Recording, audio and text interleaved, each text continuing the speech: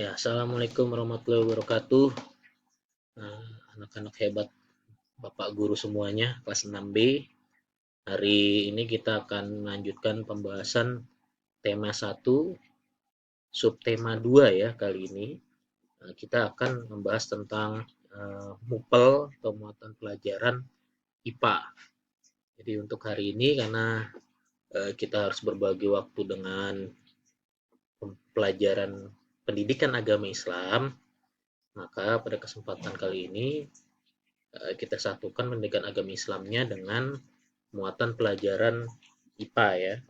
Nah, untuk materi kali ini menyambung materi sebelumnya. Kalau pada materi sebelumnya kita membahas tentang perkembangbiakan tumbuhan, kali ini kita akan membahas tentang perkembangbiakan hewan ya. Nah, baiklah, untuk mempersingkat waktu, karena durasi video yang Bapak buat ini hanya 15 menit, maka Bapak akan langsung saja menjelaskan materinya. Bapak harap kamu menyimak, memahami, dan dicatat ya. Dicatat, jangan sampai kamu tidak mencatatnya, karena nanti setelah ini akan ada kuis.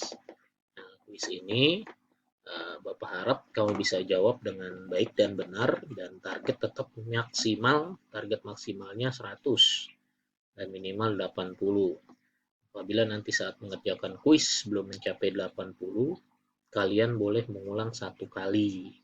Dan ingat, nanti kuisnya ini berkaitan dengan materi sebelumnya. Baik itu materi tentang perkembangbiakan tumbuhan maupun materi yang saat ini kita pelajari, yaitu perkembangbiakan hewan. Oke, kita mulai saja materi pembelajaran kali ini. Tolong diperhatikan baik-baik penjelasan dari Bapak. Ya, oke, lanjut saja. Judulnya, nah, Pak kelas 6 semester 1 oleh Rianto, Bapak sendiri, tentang perkembangbiakan hewan. Nah, cara berkembang biak hewan yang pertama, membelah diri dan bertunas. Nah, di sini ada gambar amubah dan hidra ya. Yang kedua, bertelur atau pipar. Nah, di sini ada contohnya seekor ayam yang sedang mengerami telurnya. Yang ketiga, melahirkan atau vivipar. Nah, di situ kita bisa lihat ada gambar seekor kucing dengan banyak anak yang sedang menyusui anaknya ya. Dan yang keempat, bertelur serta melahirkan atau istilahnya ovovivipar. Nah, di situ ada contohnya kadal ya. Oke, kita jelaskan satu persatu. Yang pertama, membelah diri dan bertunas. Nah, membelah diri dan bertunas merupakan cara perkembangbiakan hewan tanpa melalui proses perkawinan. Jadi tanpa kawin, tanpa bertemunya sel kelamin jantan dan sel telur dari betina ya. Jadi tidak ada pertemuan antara dua sel, baik itu sel sperma ataupun sel telur dari betina. Sel sperma milik jantan, sel telur milik betina. Jadi tidak ada pertemuan di situ. Istilahnya mereka tidak kawin ya. Oke. Adapun hewan-hewan yang membelah diri, kita bisa lihat di sini contohnya amoeba. Nah, dari nomor 1 sampai nomor 6 kita bisa lihat proses amoeba itu membelah diri. Nah, dari yang awalnya hanya satu sel, lalu ke gambar 2 dia sudah mulai menunjukkan pembelahan menjadi 2 sel. Nah, di nomor 3 ini 2 sel mulai berusaha membelah diri, tidak lagi menjadi satu. Dan nomor 4 ini sudah kelihatan mereka ingin bertambah, melepaskan dirinya, membelahkan dirinya. Kelima sudah mulai semakin besar. Yang keenam kita bisa lihat dari satu individu di nomor 1, dan ketika di nomor 6 dia sudah menjadi 2 individu amoeba ya. Oke. Nah, contoh hewan yang berkembang biak dengan membelah diri. Nah, ini amoeba ya. Amoeba dan paramecium ya. Nah, paramecium ini ya sejenis bakteri juga ya. Oke, kita nyambung lagi ke proses bertunas atau proses perkembangbiakan tidak kawin yang kedua, yaitu bertunas. Bertunas di sini kita bisa lihat contoh gambarnya adalah hewan hidra ya. Hidra kita lihat dari nomor 1, Nah, itu induknya. Di induknya itu ada bagian yang menonjol. Bagian yang menonjol itu disebut dengan tunas. Nah, nomor 2, tunas pun menyerupai dengan induknya. Nah, seperti ada rambut-rambut ya. Tuh. Yang ketiga, tunas mulai berusaha memisahkan dirinya dari induknya. Dan yang nomor 4, nah, tunas pun akhirnya terpisah dari yang awalnya hanya satu individu. Sekarang hidra itu menjadi 2 individu, induk dan anaknya. Oke. Nah, contoh hewan yang berkembang biak dengan bertunas. Nah, kita bisa lihat di sini. Nah, hidra ya. Nah, ini bisa kita temui di perairan hewan ini. Oke, yang kedua, sistem perkembangbiakannya adalah bertelur atau ovipar. Contoh hewan yang berkembang biak dengan bertelur atau ovipar. Nah, yang pertama, kita bisa lihat ada contoh hewannya burung. Yang kedua, kita bisa lihat ada hewannya ikan ya. Ikan dia bertelur, lantas dia mengamankan telur-telurnya itu di dalam mulutnya hingga telurnya itu menetas dan menjadi anakan ikan. Dan yang ketiga, kita bisa lihat di sini ada serangga ya, berbagai jenis serangga ya. Di situ ada contoh gambarnya adalah belalang yang meletakkan telurnya di eh, tempat persembunyian agar telur itu aman. Yang keempat adalah hewan amfibi ya, contohnya katak. Katak juga bertelur ya. Oke, kita lanjut lagi. Ada dua macam cara pembuahan terhadap telur-telur hewan itu. Nah, ini tolong diperhatikan ya.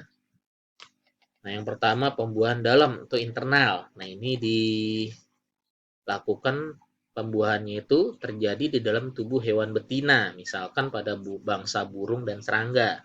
Jadi setelah dia kawin, bertemu sel kelamin jantan, yaitu spermanya yang jantan dan sel telur dari betina, pembuahan itu terjadi di dalam tubuh hewan betina,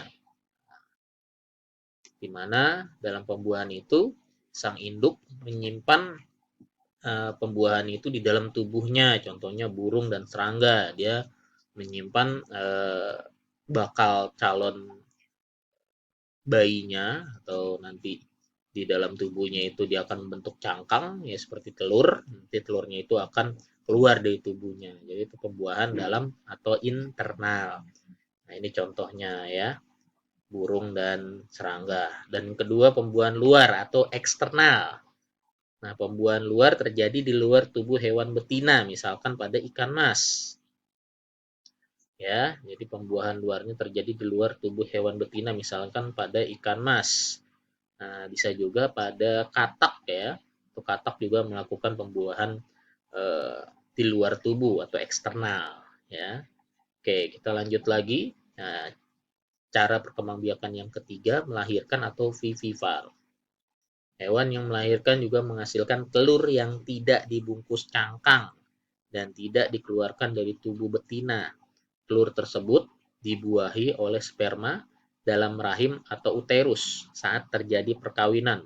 Telur yang dibuahi menjadi janin dan setelah janin tumbuh sempurna menjadi bayi, maka bayi itu dilahirkan. Ya, nah ini sama seperti manusia ya. Hewan yang melahirkan atau vivipar itu sama dengan manusia. Nah, di mana telurnya tersebut dibuahi oleh sperma dalam rahim atau uterus sehingga terjadilah perkawinan. Nah, telur yang dibuahi itu menjadi janin dan janin itu mengalami tumbuh bentuk yang sempurna menjadi bayi, maka bayi itu nanti akan dilahirkan. Nah, contohnya, nah di situ ada kita lihat proses melahirkannya sapi ya, sapi betina yang melahirkan anaknya. Oke. Nah, contoh hewan yang berkembang biak dengan melahirkan atau vivipar, ada mamalia darat di sini gambarnya. Contohnya dari kiri ke kanan sapi, kambing, kucing dan anjing. Oke. Mamalia air contohnya lumba-lumba, pesut dan paus. Ya. Tuh contohnya. Oke, kita lanjut perkembangbiakan yang keempat, bertelur dan melahirkan atau ovovivipar. Bertelur melahirkan adalah perpaduan antara bertelur dan melahirkan. Hewan betina juga mengeluarkan telur, tetapi telur tersebut berisi calon bayi yang hampir sempurna. Jadi saat telur tersebut dikeluarkan, saat itu pula bayi dilahirkan. Nah, itu contohnya ya. Jadi dia saat melakukan pembuahan, ya, pembuahannya terjadi di dalam tubuh betina. Cuma ketika ingin betina itu mengalami pertumbuhan, nah betina ini menyimpan bakal calon bayinya itu di dalam tubuh dalam bentuk cangkang telur, ya, cangkang telur ya. Nah, dan setelah bayi itu siap untuk menetas di dalam tubuhnya, bayi itu kemudian keluar dari rahim ibunya, dari tubuh ibunya seperti hewan yang melahirkan. Makanya di sini perpaduan antara bertelur dan melahirkan, ya.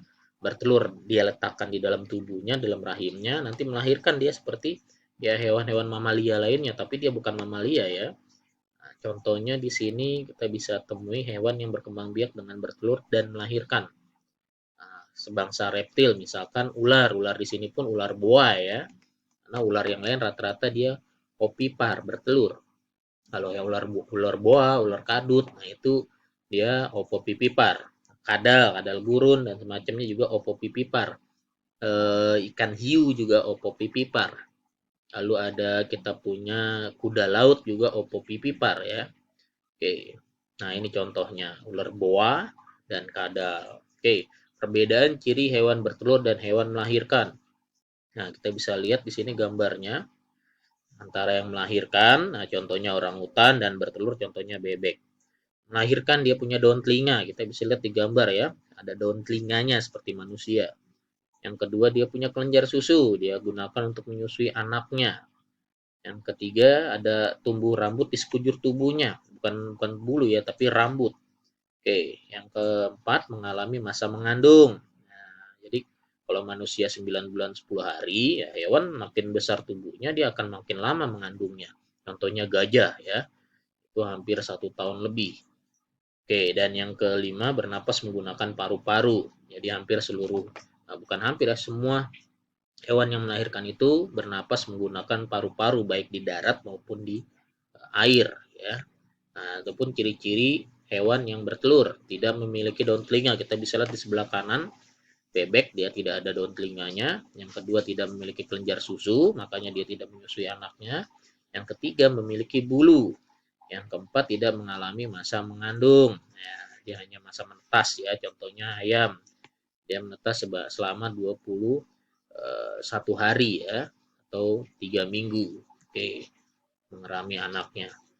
Ada jenis hewan yang bertelur tetapi mempunyai kelenjar susu. Nah, ini hewan yang istimewa ya, unik. Hewan tersebut bertelur, dia golongannya opipar.